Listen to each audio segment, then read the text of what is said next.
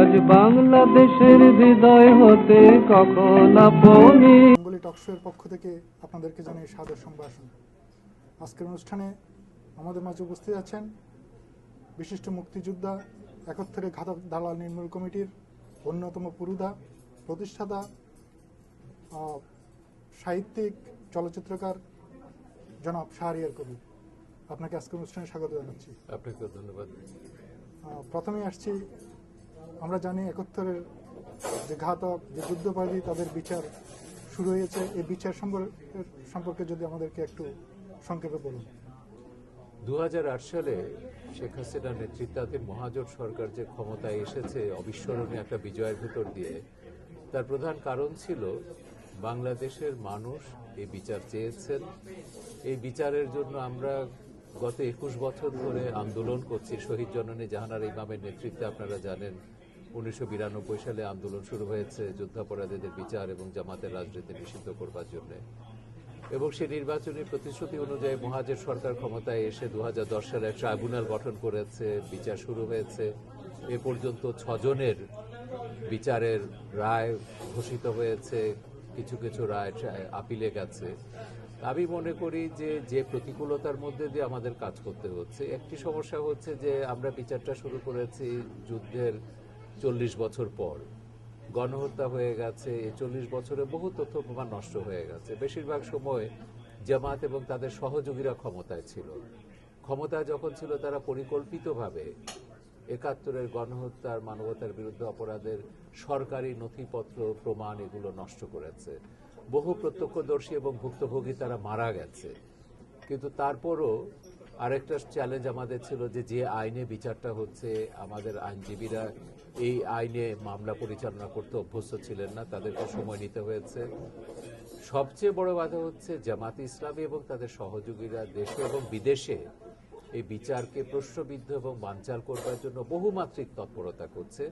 এবং সেই তৎপরতার একটা, যেমন বলতে পারি যে এই আমেরিকাতে তারা ওয়াশিংটনে ক্যাসিডিয়ান অ্যাসোসিয়েটস বলে একটা সংগঠনকে নিযুক্ত করেছিল লবিং করবার জন্য $25 মিলিয়ন দিয়ে 1 বছরের জন্য। তারপর এটা কতবার বাড়িয়েছে সেটা আমরা জানি না, কিন্তু কোটি কোটি টাকা তারা ব্যয় করছে বিচার বাধাগ্রস্ত করবার জন্য। তারপরও কিন্তু যতটুকু অগ্রগতি হয়েছে আমি মনে করি অন্যান্য বিচারগুলোর তুলনায়, কম্বোডিয়ার যুদ্ধাপরাধীদের বিচার আমরা দেখছি, রুয়ান্ডার যুদ্ধাপরাধীদের বিচার বসনিয়াতে হয়েছে, সেগুলোর তুলনায় আমি মনে করি বাংলাদেশের যে অগ্রগতি যেটা, এটা যথেষ্ট সন্তোষজনক। যদিও আমাদের ট্রাইব্যুনালের এখনো কিছু ঘাটতি আছে, রসদের ঘাটতি আছে, কিন্তু আমি বিশ্বাস করি যে আমরা এই সরকার যদি আরো একবার যদি ক্ষমতায় আসতে পারে 2014 সালে, এই বিচার আমরা শেষ করতে পারবো। এই সরকারের মেয়াদ তো অলমোস্ট শেষ হয়ে যাচ্ছে। এর মধ্যে কি যুদ্ধবাদীদের বিচারের রায় কার্যকরকে আমরা দেখতে পাবো? সেটা তো নির্ভর করছে সুপ্রিম কোর্টের ওপর। এখন যে মামলাগুলো ট্রাইব্যুনাল রায় দিয়েছে সেগুলো আসামি পক্ষ তারা সুপ্রিম কোর্টে যাবে, আমাদের এখানে আপিলের সুযোগ আছে। সুপ্রিম কোর্ট যদি ট্রাইব্যুনালের রায় বহাল রাখে, মৃত্যুদণ্ড দেয়, তাহলে সরকারের ক্ষেত্রে সেটা প্রশ্ন আসবে যে তারা সেটা কার্যকর করবে কিনা। সুপ্রিম কোর্টের রায়ের উপরই আমাদেরকে অপেক্ষা করতে হচ্ছে, রায়ের জন্য অপেক্ষা করতে হচ্ছে। ব্যাপারটা সরকারের নয়, ব্যাপারটা এখন সুপ্রিম কোর্টের উপর। সুপ্রিম কোর্টের। ধন্যবাদ মিস্টার শাহরিয়ার কবির। আমরা একটা আসছি যে শাহবাগ আন্দোলনের সাথে 71-এর ঘাতক দালাল নির্মূল কমিটির আন্দোলনের কোনো সম্পর্ক আছে কিনা বাইরে? শাহবাগের এই যে মহাজাগরণ, তরুণদের, যাদের ফেসবুক জেনারেশন বলি কিংবা অনলাইন অ্যাক্টিভিস্ট বলি, তারা যেদিন থেকে আন্দোলন শুরু করেছে সেদিনই আপনারা দেখেছেন যে একটি মাত্র ছবি শাহবাগ চত্বরে ছিল, সেটা হচ্ছে শহীদ জননী জাহানারা ইমামের ছবি। তারা নিজেরা ঘোষণা দিয়েছে তারা হচ্ছে জাহানারা ইমামের আন্দোলনের সন্তান, তারা মুক্তিযুদ্ধের চেতনার সন্তান, তারা মুক্তিযোদ্ধাদের সন্তান, তারা 30 লক্ষ শহীদদের সন্তান। এরা তো আমাদেরই আন্দোলনের ফসল। তো আমরা তো প্রথম থেকেই তাদের সঙ্গে আছি।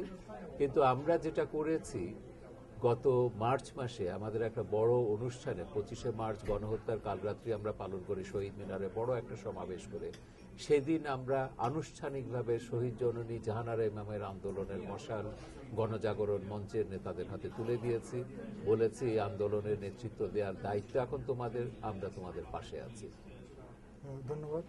আমাদের মাঝে অনুষ্ঠানে উপস্থিত আছেন ডক্টর বামন দাস বসু, যিনি ঘাতক দালাল নির্মূল কমিটির প্রাক্তন সভাপতি।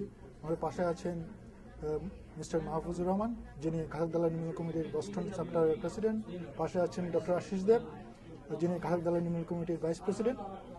সবাইকে অনুষ্ঠানে স্বাগত জানাচ্ছি। আমি আবার আসছি আরেকটা প্রশ্নে, যে হেফাজতের উত্থান হলো, যে আল্লামা শফি বলুন যে বলুন, ওই আন্দোলন সম্পর্কে যদি একটু বলেন আমাদেরকে।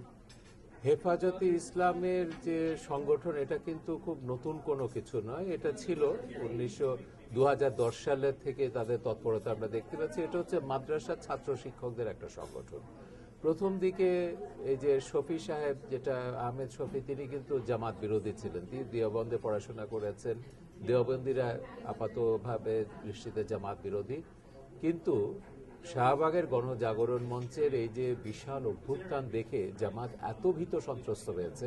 এটা তো শুধু শাহবাগ না, তেঁতুলিয়া থেকে টেকনাফ পর্যন্ত তরুণ প্রজন্ম, তার সঙ্গে জনগণ জেগে উঠেছিল যুদ্ধাপরাধের দ্রুত বিচারের দাবিতে, তাদের চরম শাস্তির দাবিতে, জামাতের রাজনীতি নিষিদ্ধ করবার দাবিতে।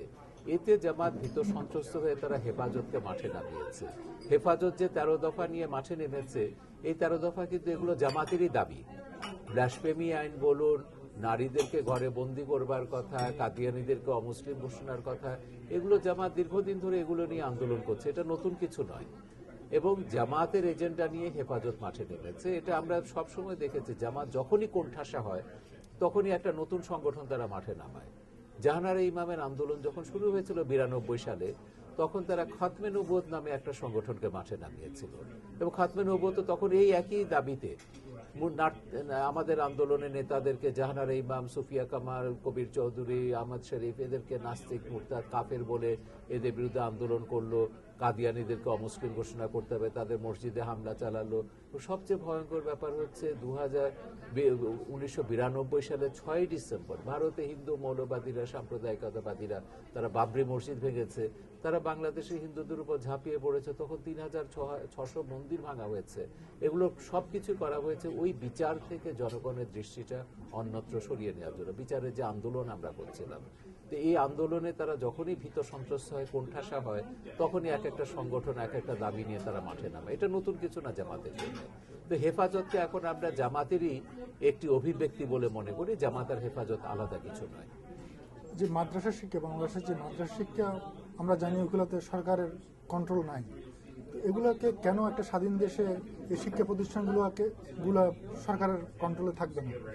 বাংলাদেশে 2 ধরনের মাদ্রাসা আছে। একটা হচ্ছে আলিয়া মাদ্রাসা, একটা কওমি মাদ্রাসা। আলিয়া মাদ্রাসা সরকারের নিয়ন্ত্রণে আছে, সরকারি মাদ্রাসা বোর্ডের দ্বারা সেগুলো পরিচালিত হয়।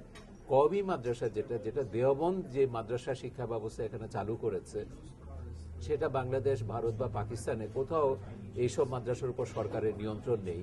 এবং দেওবন্দের যে মাদ্রাসা যখন প্রথম প্রতিষ্ঠা করে, তখনই তারা বলেছিল তারা সরকারের কোনো সহযোগিতা, সাহায্য নেবে না। তখন তো ব্রিটিশ সরকার ছিল, কিন্তু সেইটা তারা এখনো বহাল রেখেছে। এরা টাকাটা পাচ্ছে মধ্যপ্রাচ্য থেকে, বিশেষ করে সৌদি আরব থেকে, পাকিস্তানের কাছ থেকে। এবং এদের আনুগত্য হচ্ছে সৌদি আরবের কাছে, ওহাবিবাদের কাছে। এখন সেই ওহাবিবাদের অভিব্যক্তি আমরা জানি, এটা হচ্ছে রাজনৈতিক ইসলাম। এখন যেটা এরা এখন সেইভাবেই এগুচ্ছে। তো এটা সরকার বহুবার চেষ্টা করেছে। আওয়ামী লীগ সরকার প্রথমবারও চেষ্টা করেছিল, তারা বলেছে আমরা এটা মানব না। এবং পরবর্তীকালেও বহুবার চেষ্টা করেছে। এবং কবির চৌধুরীর যে শিক্ষানীতি, যেখানে বলা হয়েছে যে সব মাদ্রাসাকে একই কারিকুলাম ফলো করতে হবে, অনুসরণ করতে হবে, একই শিক্ষা ব্যবস্থায় আসতে হবে। এবং আমি আরেকটা সুপারিশ যেটা করেছিলেন কবির চৌধুরী শিক্ষা কমিশনে, সেটা হচ্ছে ক্লাস 8 পর্যন্ত আলাদা কোনো মাদ্রাসা শিক্ষা বলে কিছু থাকবে না। সাধারণ শিক্ষা কারিকুলাম যেটা পাঠ্যসূচি, সেটা মাদ্রাসাও অনুসরণ করবে। কিন্তু তারা সেটার বিরুদ্ধে জেহাদ ঘোষণা করেছে। তারা বলেছে আমরা কবির চৌধুরী শিক্ষা কমিশন, এটা আমরা মানি না, এইসব সুপারিশ আমরা মানি না। এখন আমাদেরকে এটা লড়াই করতে হবে রাজনৈতিকভাবে, সামাজিকভাবে, সাংস্কৃতিকভাবে, এমনকি ধর্মীয়ভাবেও। মানুষকে বোঝাতে হবে এই যে মওদুদিবাদীরা কিংবা দেওবন্দিরা, শফিরা যেগুলো বলছে, এটা যে ইসলাম নয়, প্রকৃত ইসলাম যে আর অন্য কিছু, এটা তাদেরকে বোঝাতে হবে। আপনারা দেখেছেন 5ই মে ঢাকাতে হেফাজতের তাণ্ডব। এখন তারা কি করেছে? সরকারের বিরুদ্ধে আন্দোলন করতে গিয়ে তারা মসজিদে আগুন ধরিয়ে দিয়েছে। কোরআন শরীফ আগুনে পুড়িয়েছে, 600-র উপরে কোরআন শরীফ। কোনো মুসলমান এই কাজ করতে পারে? হেফাজতিরা এটা করেছে। সুতরাং তাদের ইসলামের প্রতি তাদের কোনো মমত্ব নেই, তাদের কোনো রকম আনুগত্য নেই। রাজনীতিটা হচ্ছে তাদের মুখ্য। ক্ষমতায় তারা যাবে সেটা ঘোষণা দিয়েছে, ক্ষমতায় গিয়ে তারা 13 দফা বাস্তবায়ন করবে। এখন সরকারকে সেটা রাজনৈতিকভাবে মোকাবেলা করতে হবে। জামাত হেফাজতকে সন্ত্রাসী সংগঠন হিসেবে ডিক্লেয়ার করে, ঘোষণা করে নিষিদ্ধ করতে হবে। তবেই বাংলাদেশ বাঁচবে, আমরা সবাই বাঁচব। আপনাদের কোনো কোশ্চেন? শাহরিয়ার কবির, আপনাকে প্রথমে ধন্যবাদ জানাই বস্টনে আমাদের মাঝে আসার জন্য। আমার একটি প্রশ্ন ছিল যে আপনি বললেন খুব সুন্দরভাবে হেফাজতিরা কীভাবে জামাতের সঙ্গে একসঙ্গে মিলে বাংলাদেশের ধর্মীয় রাজনীতি, সহিংসতা এসব প্রসার করছে। এর সঙ্গে বিদেশের একই সময় আমরা পৃথিবীর অন্যান্য দেশেও একই ধরনের একটি প্রচেষ্টা লক্ষ্য করে থাকি। এদের সঙ্গে কি বাংলাদেশের জঙ্গিদের কোনো সম্পর্ক আছে? আর যদি থাকে একটু বলবেন কিভাবে সেটা? না, আপনারা লক্ষ্য করেছেন যে গত সম্প্রতি আমি যে ছবিটা বানিয়েছি দি আলটিমেট জিহাদ, এখানে জামাত ইসলামের সঙ্গে মুসলিম ব্রাদারহুড, আল কায়দা এবং অন্যান্য জঙ্গি মৌলবাদী সংগঠনগুলোর যে যোগসূত্র, সেটা আমি উন্মোচন করেছি এবং তাদের লক্ষ্য, উদ্দেশ্য, আদর্শ, তাদের ইতিহাস এবং তাদের কাজের পদ্ধতি সবকিছুই আমি এখানে বিশ্লেষণ করেছি। এগুলো আলাদা কিছু নয়। বিশ্বব্যাপী এখন জঙ্গি মৌলবাদের একটা উত্থান ঘটছে সারা পৃথিবীতে, বিশেষ করে মুসলমান প্রধান দেশগুলোতে। আপনার মরক্কো থেকে ইন্দোনেশিয়া পর্যন্ত সব জায়গায় দেখবেন এখন কিন্তু কোথাও ধর্মনিরপেক্ষ শক্তি ক্ষমতায় নেই। বেশিরভাগ জায়গাতে হয় মৌলবাদীরা, ইসলামপন্থী বা তাদের সমর্থকরা ক্ষমতায়। বাংলাদেশ এখন একমাত্র ব্যতিক্রম যেখানে এখনো ধর্মনিরপেক্ষ গণতান্ত্রিক শক্তি ক্ষমতায় রয়েছে। এখন এটাকে ফেলে দেওয়ার জন্য পাকিস্তান, সৌদি আরব, মিশর, তুরস্ক, বিভিন্ন দেশে যেসব মৌলবাদীরা রয়েছে এবং তাদের সঙ্গে রয়েছে পাকিস্তানের গোয়েন্দা সংস্থা ISI, তাদের সঙ্গে তাদের মদতদাতা হচ্ছে CIA, এরা সবাই মিলে এখন এই ধর্মনিরপেক্ষ গণতন্ত্রকে হটিয়ে দিয়ে এখানে ইসলামী হুকুমত, জামাতের সরকার বা জামাত হেফাজতের সরকার প্রতিষ্ঠা করতে চাইছে। এখন তারা বোধহয় অপেক্ষা করছে নির্বাচনের জন্য। নির্বাচনে যদি জয়ী না হয়, তারা একটা গৃহযুদ্ধ পরিস্থিতি তৈরি করবে এবং মিশরে যেভাবে মুসলিম ব্রাদারহুডকে তারা ক্ষমতা এনেছিল সেরকম একটা ব্যবস্থা তারা নেবে। তো সেই জন্য আমরা এটা নিয়ে খুব উদ্বিগ্ন এবং এ কারণে আমরা বিভিন্ন দেশে যাচ্ছি এবং আমরা বলছি যে বাংলাদেশে ধর্মনিরপেক্ষ গণতন্ত্রকে রক্ষা করবার জন্য আমাদের সবাইকে সোচ্চার হতে হবে। এই যে গত 5 বছরে আমাদের যে অগ্রযাত্রা, ধর্মনিরপেক্ষ গণতন্ত্রকে আঁকড়ে ধরে আমরা যেভাবে অর্থনীতির ক্ষেত্রে, সামাজিক উন্নয়নের ক্ষেত্রে, বিভিন্ন ক্ষেত্রে যেভাবে আমরা এগিয়েছি, এই অগ্রযাত্রাকে রক্ষা করতে গেলেও তো বাংলাদেশের ধর্মনিরপেক্ষ গণতান্ত্রিক শক্তিকে ক্ষমতায় থাকতে হবে, ক্ষমতায় আসতে হবে। মৌলবাদ কি করতে পারে? আমাদের তো নিকট অভিজ্ঞতা হচ্ছে মিশর। 1 বছরে মুসলিম ব্রাদারহুডের সরকার, মোরসির সরকার মিশরকে নরক বানিয়ে ফেলেছিল। আমি সে সময় মিশরে ছিলাম, জুন মাসে আমি মিশরে, এবং সেখানকার মানুষরা বলেছে, সাধারণ মানুষ থেকে শুরু করে বুদ্ধিজীবীরা, রাজনৈতিক নেতারা, 1 বছরে মিশরকে তারা ধ্বংস করে ফেলেছে মৌলবাদীরা। তারা যদি বাংলাদেশে কোনোভাবে ক্ষমতা আসতে পারে, আমার ছবি তো অনেকেই বলেছে, প্রত্যক্ষদর্শী ভুক্তভোগীরা, বাংলাদেশকে তারা জাহান্নাম বানিয়ে ফেলবে, বাংলাদেশকে তারা মোল্লা ওমরের আফগানিস্তান বানাবে, বাংলাদেশকে তারা পাকিস্তানের মতো একটা ব্যর্থ সন্ত্রাসী রাষ্ট্র বানাবে। এখন ছবিতে আপনারা দেখেছেন আমেরিকার একজন সন্ত্রাস বিশেষজ্ঞ বলছেন, ব্রুস রিডেল, যে পাকিস্তান হচ্ছে এখন বিশ্বের সবচেয়ে বিপজ্জনক রাষ্ট্র। এখন বাংলাদেশকে তো তারা পাকিস্তান বানাবে 71-এর পরাজয়ের প্রতিশোধ নেওয়ার জন্য এবং বাংলাদেশে তাদের রাজনীতি প্রতিষ্ঠার জন্য। ডক্টর আশিস দেব। আমার একটা বক্তব্য ছিল, আপনি যে বলছেন যে আগামী নির্বাচনে সেই স্বাধীনতার পন্থী, 71-এর মুক্তিযুদ্ধের চেতনার পন্থী সরকার যদি না আসে, তাহলে বাংলাদেশ হয়তো টিকে থাকবে না। আওয়ামী লীগ সরকারের কি কোনো প্ল্যান বা কোনো ধরনের কোনো কিছু আছে যেটা ওরা কি করে ক্ষমতায় আসতে পারেন বা ওনাদের কোনো কিছু? আমরা যেটা মনে করি যে সরকার যদি জামাত হেফাজতের ব্যাপারে একটা কঠোর অবস্থান নেয়, অবধারিতভাবে আওয়ামী লীগ মহাজোট জয়ী হবে।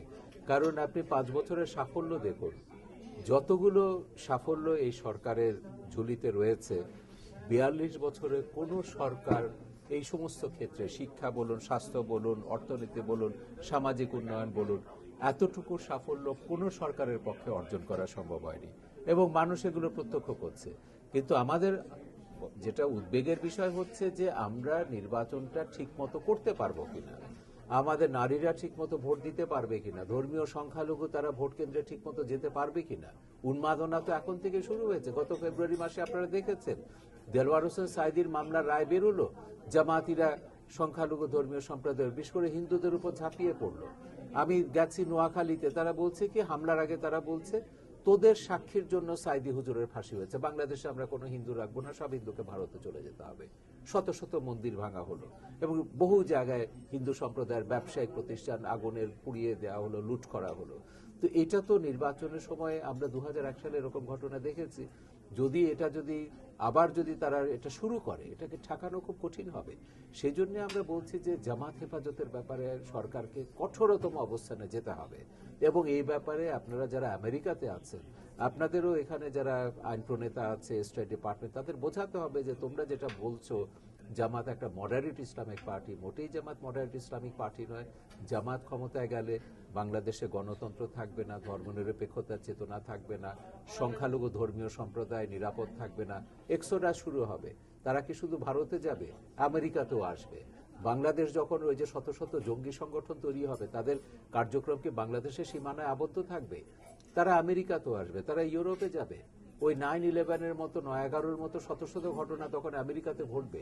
তো এটা আমেরিকারও তো নিরাপত্তার প্রশ্ন এখানে জড়িত, যাতে বাংলাদেশে ধর্মনিরপেক্ষ গণতান্ত্রিক শক্তি জয়ী হতে পারে। এ ব্যাপারে আমি মনে করি আমেরিকা, পশ্চিমা বিশ্বেরও কতগুলো দায়িত্ব রয়েছে, যাতে জামাত হেফাজত এই সমস্ত সন্ত্রাসী সংগঠনগুলো যাতে মাথা চাড়া দিতে না পারে। আমেরিকা আপনাদের লবিং করতে হবে। তারা বহু সংগঠনকে, আল কায়দা থেকে শুরু করে বহু সংগঠনকে তারা সন্ত্রাসী সংগঠন হিসেবে তালিকাভুক্ত করেছে। জামাত ইসলামীকে কেন তারা সন্ত্রাসী সংগঠন ঘোষণা করবে না?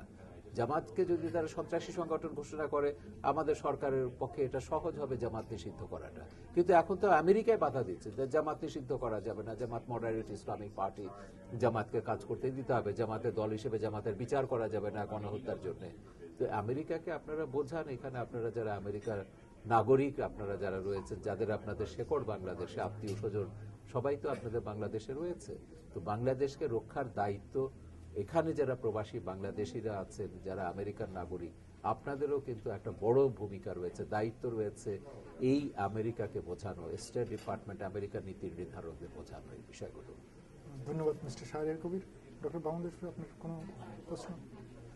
ধর্মনিরপেক্ষতা এমন একটি শব্দ যেটা আমার ধারণা যে বাংলাদেশের একটা মেজরিটি হয়তো শব্দটার সাথে পরিচিত না, বোঝে না ঠিক মতো। তারা হয়তো ব্যক্তিগত জীবনে ধর্মনিরপেক্ষ, কিন্তু এই ধর্মনিরপেক্ষতা যদি জিজ্ঞাসা করেন তাকে, সে হয়তো উত্তর দিতে পারবে না যে ধর্মনিরপেক্ষতা কি।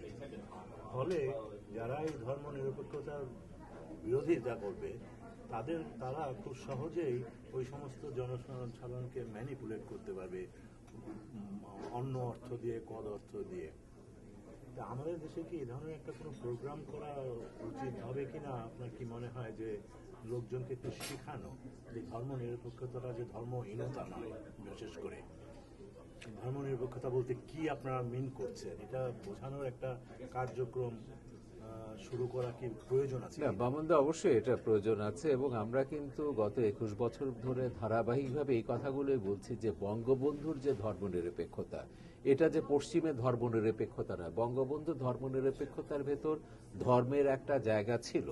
বঙ্গবন্ধু পরিষ্কারভাবে বলেছেন ধর্মনিরপেক্ষতা মানে ধর্মহীনতা নয়, ধর্মের নামে যাতে হত্যা, নির্যাতন এগুলো কেউ না করতে পারে, সেই জন্যে রাষ্ট্র এবং রাজনীতি ধর্ম থেকে পৃথক থাকবে। কিন্তু একই সঙ্গে তিনি এই কথাও বলেছেন যে ধর্মের পবিত্রতা রক্ষা করবার জন্যে ধর্মের নামে রাজনীতি করা যাবে না, ধর্মের নামে যাতে গণহত্যার পুনরাবৃত্তি না হয় 71-এর মতো, সেই জন্য ধর্মকে রাজনীতি থেকে দূরে রাখতে হবে। ধর্মনিরপেক্ষতা, বাংলাদেশের ধর্মনিরপেক্ষতা মানে ধর্মহীনতা নয়। এই কথাগুলো আমরা বারবার বলছি, বঙ্গবন্ধু বক্তৃতা আমরা প্রচার করছি, কিন্তু জামাত ইসলামী আপনারা জানেন যে তাদের যে মিথ্যাচারের উপর দাঁড়িয়ে আছে। 71-এ তারা বাংলাদেশের মুক্তিযুদ্ধকে বলেছে ইসলামের বিরোধী, এবং বাংলাদেশের মুক্তিযুদ্ধ ইসলামের বিরুদ্ধে ছিল না। জামাত ইসলামী বাংলাদেশের মুক্তিযুদ্ধকে ইসলামের বিরুদ্ধে দাঁড় করিয়েছে। জামাত ইসলামী আমাদের 72-এর সংবিধানকে ইসলামের বিরুদ্ধে দাঁড়িয়েছে। 72-এর সংবিধানে ইসলাম কেন, কোনো ধর্মের প্রতি কোনো অমর্যাদা করা হয়নি। তো এই বিষয়গুলো আমরা বোঝাবার চেষ্টা করছি, কিন্তু আমাদের সমস্যা হচ্ছে জামাতিরা শত শত কোটি টাকা প্রচার খরচ করছে এই তাদের প্রচারের জন্য। আমরা সেই তুলনায় আমাদের প্রচার সামগ্রী নেই।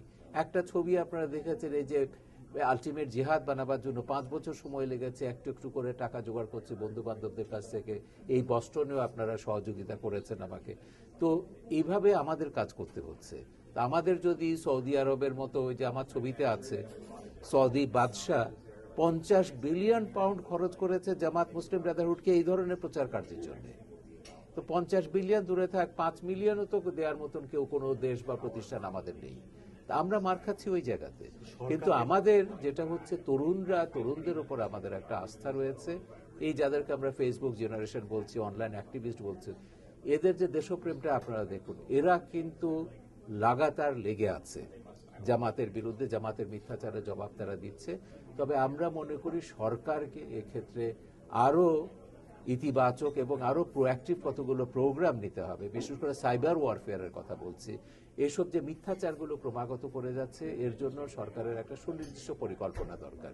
আমরা বলেছি যে এই যে শাহবাগের ছেলেরা যারা, দরকার হলে আমাদের যারা সামরিক যে কলেজ আছে যেখানে, তাদেরকেও বলেছে যে তোমরা কেন সাইবার ওয়ারফেয়ারের জন্য এদের সহযোগিতা নেবে না।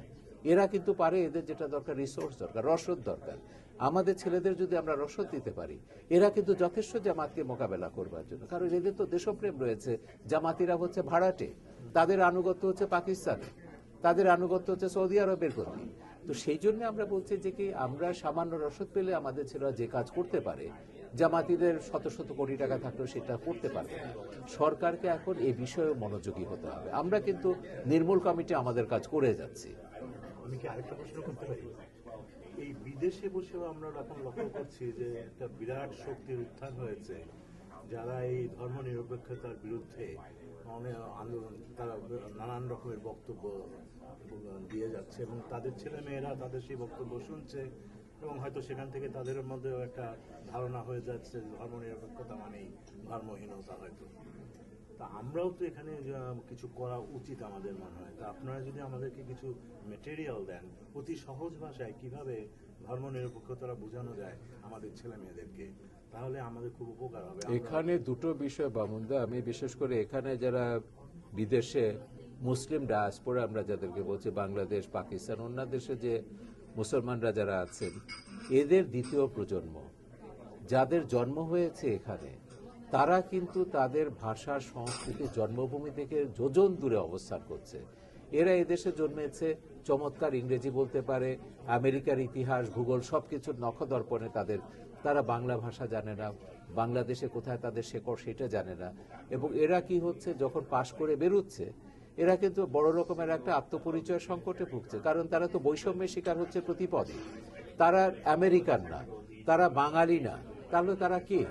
তখন ওই যে জামাতের এক লোক এসে, মুসলিম ব্রাদারহুডের এক হুজুর এসে তাকে বলছে, দেখো ইসলাম হচ্ছে তোমার একমাত্র পরিচয়।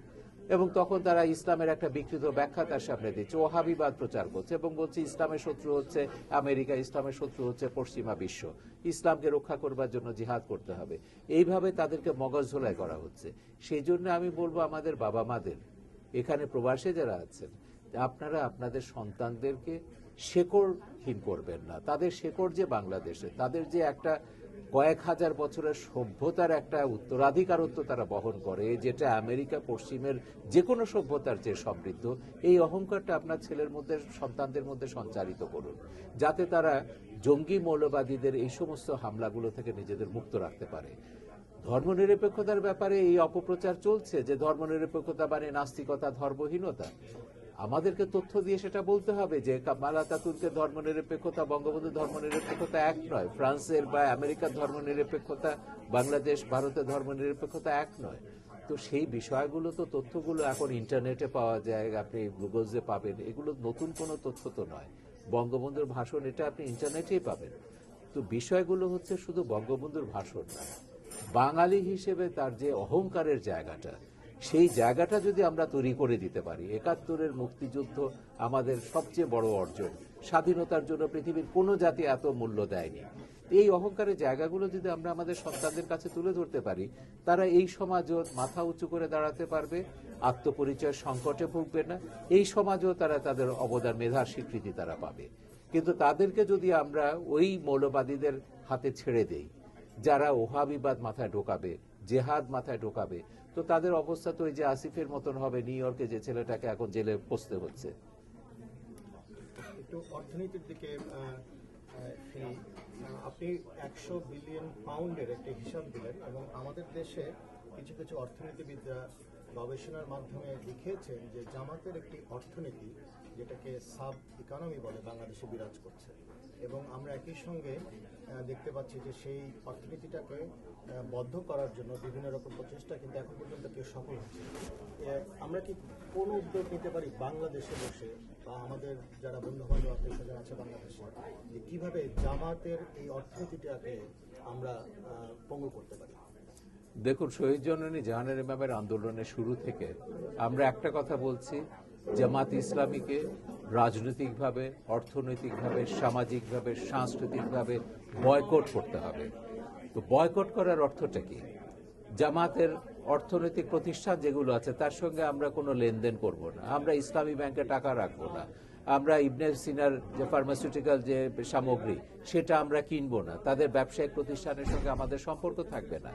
এটা হচ্ছে সামাজিক একটা বয়কটের ব্যাপার। কিন্তু সরকারকে, যতক্ষণ পর্যন্ত সরকার জামাত সম্পর্কে একটা পরিষ্কার অবস্থান না নেবে, জামাতের রাজনীতি নিষিদ্ধ না করবে, ততক্ষণ কিন্তু আপনি আইনগতভাবে জামাতের অর্থনৈতিক প্রতিষ্ঠানগুলো বন্ধ করতে পারবেন না। সেইটা যেটা নাৎসি পার্টির ক্ষেত্রে যেটা করা হয়েছিল দ্বিতীয় বিশ্বযুদ্ধের পর, তাদের সমস্ত প্রতিষ্ঠানকে বন্ধ করে দেওয়া হয়েছিল। এবং আমরা সরকারকে বারবার বলছি, এবং শাহবাগের গণজাগরণের ছেলেরাও বলেছে, হ্যাঁ ইসলামী ব্যাংক ঠিক আছে, আমরা বন্ধ করে দিতে বলি না, সেটা সরকারের নিয়ন্ত্রণে নিয়ে আসা হোক, রাষ্ট্রীয়করণ করা হোক। ইসলামী ব্যাংক বিদেশ থেকে টাকা এনে বাংলাদেশের জঙ্গি মৌলবাদীদের পৃষ্ঠপোষকতা করবে, বাংলাদেশের সন্ত্রাসের পৃষ্ঠপোষকতা করবে, এটা তো হতে পারে না। এবং আপনাদের মনে রাখা দরকার যে বিএনপির আমলেও কিন্তু ইসলামী ব্যাংকে মানি লন্ডারিংয়ের জন্য 1 লাখ টাকা জরিমানা করা হয়েছিল। কিন্তু সেটা যদি আমরা করতে না পারি, ইসলামী ব্যাংক বা জামাতের এই যে বিশাল যে অর্থনৈতিক যে নেটওয়ার্ক যেটা আছে বাংলাদেশে, বারকাতের গবেষণা আমরা দেখেছি, অধ্যাপক বারকাত দেখিয়েছে 2000 কোটি টাকার মতো মুনাফা শুধু তারা বাংলাদেশ থেকে আয় করে। বাইরেরটা তো আমি বললাম, যেটা সৌদি আরবের ইরফান আলাভি আমার ছবিতে যেটা বলেছেন, সৌদি বিশেষজ্ঞ। তো এটার বাইরেও কিন্তু যেটা হচ্ছে যে মধ্যপ্রাচ্যের এনজিও গুলো, তা আমরা সরকারকে বলছি এই এনজিও গুলোর উপর নজরদারি বাড়াতে হবে। প্রায় 500-র মতো ইসলামিক এনজিও রয়েছে, তারা কোথায় টাকা খরচ করছে, কিভাবে জঙ্গিদের পৃষ্ঠপোষকতা করছে, জঙ্গি রাজনীতিকে তারা প্রমোট করছে, এগুলো সরকারের নজরদারির মধ্যে আনতে হবে।